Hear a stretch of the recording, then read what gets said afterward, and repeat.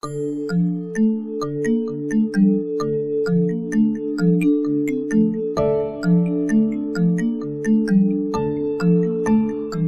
semuanya, Assalamualaikum warahmatullahi wabarakatuh. Bertemu lagi dengan saya Pak Giri di pembelajaran sejarah peminatan kelas 12. Nah, di pertemuan kedua kali ini kita akan membahas tentang satu materi, yaitu perkembangan iptek di era globalisasi. Nah, bagaimana penjelasannya? Mari kita simak penjelasan berikut ini. Nah, kita awali dengan apa itu pengertian dari globalisasi. Nah, di sini saya mengambil dari Kamus Besar Bahasa Indonesia dan juga salah satu ahli, yaitu Theodore Laffite. Nah, dari Kamus Besar Bahasa Indonesia, globalisasi itu berasal dari kata global yang artinya keseluruhan atau secara umum. Nah, globalisasi merupakan sebuah perubahan sosial berupa bertambahnya keterkaitan di antara masyarakat dan elemen-elemennya yang terjadi akibat perkembangan teknologi di bidang transportasi dan juga komunikasi untuk memfasilitasi pertukaran budaya dan ekonomi internasional. Nah, sedangkan dari Theodore Laffite itu menggambarkan globalisasi itu sebagai sebuah kondisi kesadaran bahwa dunia adalah sebuah kesatuan yang utuh dan tanpa sekat atau tanpa batas. Jadi kata sederhananya adalah globalisasi adalah di mana masyarakat dunia itu hidup tanpa batas-batas atau tidak menghiraukan batas-batas geografisnya. Masyarakat negara satu dengan masyarakat negara lain bisa berinteraksi, bisa berkomunikasi tanpa menghiraukan batas-batas negara mereka. Nah, hal itu ditunjang dengan adanya perkembangan tadi ya, teknologi dan juga informasi. Contohnya, kalian bisa berkomunikasi dengan teman kalian di luar negeri, padahal secara geografis antara Indonesia dan teman kalian di luar negeri itu mempunyai batas negara. Tapi dengan adanya perkembangan teknologi dan globalisasi tersebut, kalian terkesan tidak ada hal yang membatasi kalian berkomunikasi dengan teman kalian di luar negeri. Nah, itulah kata sederhananya dari globalisasi. Nah, menurut Unribek, terdapat dua kunci pengertian globalisasi. Yang pertama adalah deteritorial atau memudahkan batasan-batasan geografis antar negara. Dan yang kedua adalah internasionalisasi, itu mengkonsentrasikan kekuatan ekonomi dalam cakupan wilayah tertentu. Tanda-tanda terjadinya globalisasi yang dihadapi oleh umat manusia itu ditandai oleh beberapa hal sebagai berikut. Yang pertama adalah adanya kegiatan atau mobilitas manusia yang tertinggi dari suatu negara ke negara lain. Terus yang kedua, adanya kegiatan atau mobilitas atau perkembangan teknologi. Hal ini dapat dilihat dari adanya multinational corporation, the transnational corporation, yang aktivitasnya itu menembus batas-batas teritori antar negara. Terus adanya kegiatan keuangan yang ditandai dengan tingginya mobilitas modal, instansi, pembelian melalui internet, dan juga penyimpanan uang di bank asing. Terus adanya penguatan mobilitas informasi baik melalui cetak maupun elektronik. Terus adanya mobilitas ideologi, yaitu pandangan yang masuk ke suatu negara sehingga merusak tatanan sebuah negara.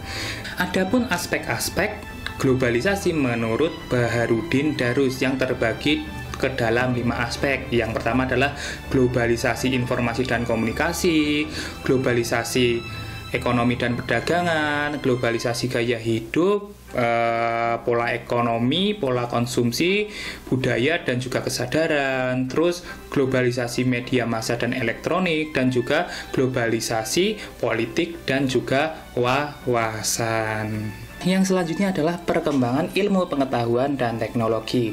Seperti yang kita tahu sekarang bahwa ilmu pengetahuan dan teknologi sangat maju. Nah, ilmu pengetahuan itu ditandai dengan penemuan-penemuan baru yang diperoleh dari hasil-hasil riset mengenai kehidupan manusia. Nah, ilmu pengetahuan sendiri yang maju sekarang itu ada di bidang sains, kesehatan, dan juga teknologi. Nah, karena teknologi itu bagian dari pengetahuan, maka semakin maju dunia ilmu pengetahuan juga semakin maju juga dunia teknologi, seperti teknologi komunikasi, transformasi, dan juga informasi. Nah, apa hubungannya dengan globalisasi? Nah, seperti yang kita ketahui di awal tadi, bahwa perkembangan teknologi itu sangat mempengaruhi tingkat globalisasi yang ada di dunia.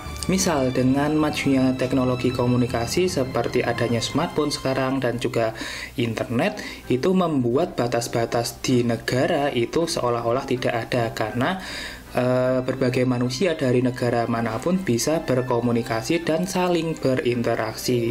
Dan juga di dunia transformasi, semakin majunya transportasi menciptakan kendaraan-kendaraan yang berteknologi baru, menyebabkan mobilitas dari manusia itu sangatlah cepat, seperti itu ya. Maka secara umum teknologi ini sangat berkaitan erat dengan majunya tingkat globalisasi.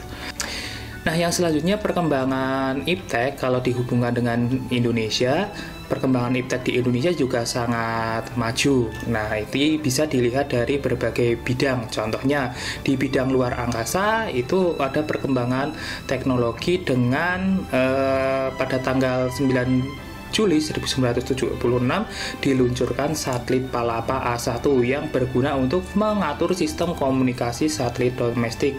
Hal ini menyebabkan majunya sistem komunikasi dan informasi yang ada di Indonesia.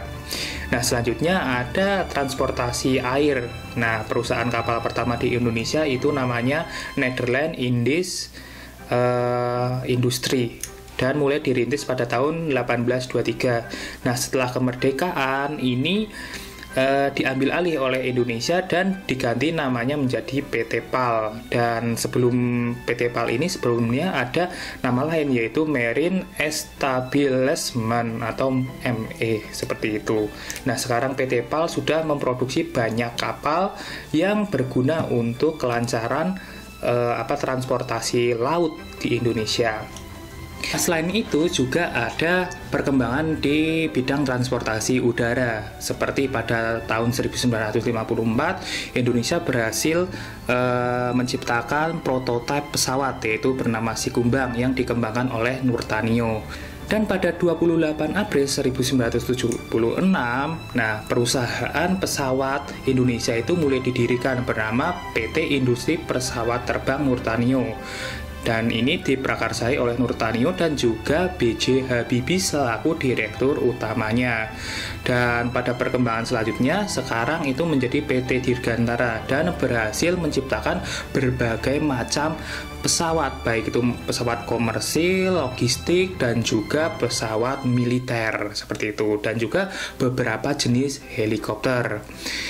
Nah, terus juga perkembangan informasi sendiri itu banyak juga di Indonesia, seperti televisi, itu seperti ada stasiun televisi seperti TVRI, radio, internet, dan lain sebagainya. Nah, yang selanjutnya adalah dampak dari globalisasi. Yang namanya sesuatu mesti punya dampak ya, baik itu dampak positif maupun dampak negatif. Nah, berikut kita jabarkan aja ya dampak apa saja yang disebabkan oleh globalisasi. Nah, dampak positif dan negatif globalisasi dalam berbagai bidang itu sangat banyak. Yang pertama kita ambil dalam bidang ekonomi. Nah, yang pertama dampak positif di bidang ekonomi yaitu terbukanya banyak lapangan pekerjaan baru sehingga pengangguran di suatu negara akan berkurang. Terus terjadi pasar bebas antar negara akan memungkinkan kegiatan ekspor, impor barang dan jasa semakin berkembang dan masuknya produk-produk bermanfaat dari mancanegara. Namun di sisi lain ada dampak negatifnya, yaitu ketergantungan terhadap industri perusahaan multinasional akan meningkat. Dan juga produk impor dapat mempengaruhi penjualan dari produk lokal, seperti itu. Karena nanti produk lokal yang dinilai kualitasnya jauh lebih buruk akan sulit bersaing. Nah, seperti itu ya. Terus yang selanjutnya dalam bidang politiknya, kita ambil positifnya dulu ya. Itu ada hubungan internasional di berbagai negara. dan di berbagai bidang semakin luas dan meningkatkan hubungan diplomasi antar negara-negara di dunia. Namun dampak negatifnya globalisasi politik ini muncul ancaman disintegrasi bangsa, meningkatkan fanatisme terhadap agama, etnis, dan rasial di masyarakat suatu negara. Nah, selanjutnya ada dampak positif negatif di bidang pendidikan ya. Di bidang pendidikan positifnya yang pertama adalah sistem belajar mengajar tidak selalu tatap muka seperti sekarang ini ya. Kita kan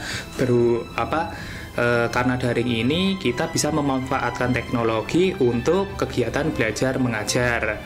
Terus ada kemudahan dalam mengakses informasi. Contoh, kalian kalau misalkan ingin mengetahui suatu materi yang kalian tidak ketahui, kalian bisa searching aja di Google seperti itu.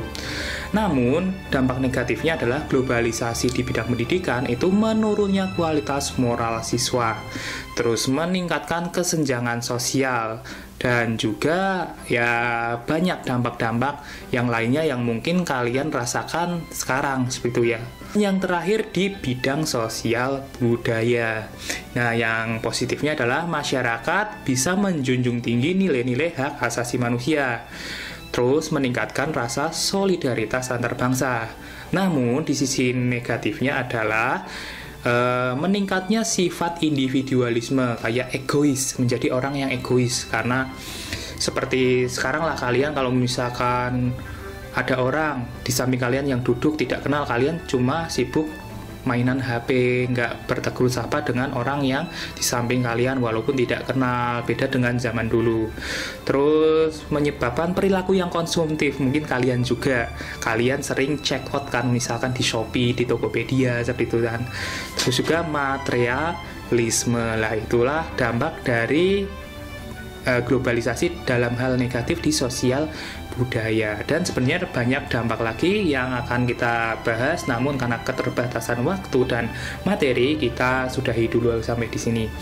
Nah, sebelum video berakhir, saya akan mengajukan pertanyaan kepada kalian. Pertanyaannya adalah, apa hubungannya antara iptek dan juga globalisasi? Jawab pertanyaannya di presensi khusus ya, jangan lupa ya. Nah, sampai sini dulu pertemuan kita kali ini. Sampai jumpa lagi di pertemuan selanjutnya, dan wassalamualaikum warahmatullahi wabarakatuh, dan sampai jumpa.